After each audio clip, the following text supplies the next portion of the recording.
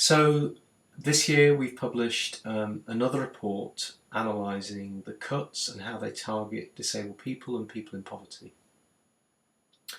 This is a new report and it's based on a lot more detailed evidence, and we've published all of the data that we've taken from official government documents, and we've published it online using Google Spreadsheets. And we've also published a summary of our findings in a short report which is called Counting the Cuts. And although this report is based on a lot of new evidence, it replicates the basic findings of the previous 3 reports we've made. We find that people in poverty are hit twice as hard as an average citizen. People in poverty who also have a disability are hit 4 times as hard, and people who use social care services are hit nearly 6 times as hard. So we see this extraordinary situation where our society seems to be targeting cuts on the very people that you would think a decent society would try and protect. How has this happened? Well, mathematically it's happened in a sense for quite a simple reason, which is that 50% of all the cuts are targeted on just 2 areas, which is 1, benefits, and 2, local government. And the main thing that local government does, putting aside all the ring-fenced areas over which it has no control, the main thing that local government does is social care.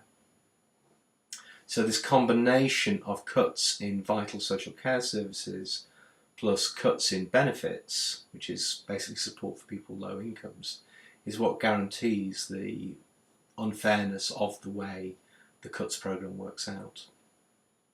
So that's how it's happened, but why has it happened?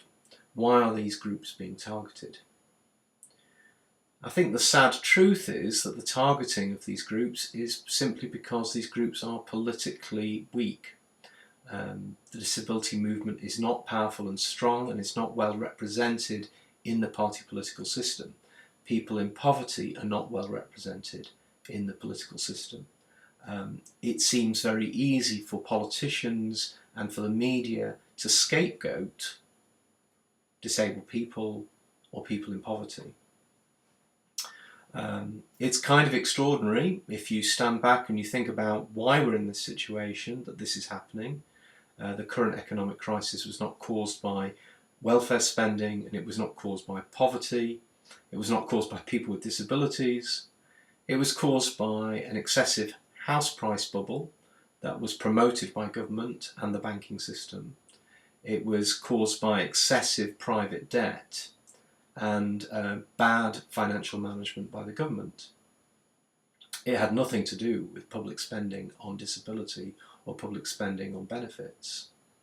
And yet, this is not how these issues are playing out, and we have yet to see politicians of any party being honest about what's really going on or being prepared to stand up for these groups. And it's for this reason that this report, like the previous reports, has been published on behalf of the Campaign for a Fair Society, because it's of vital importance that groups come together to stand up for fairness in the UK today.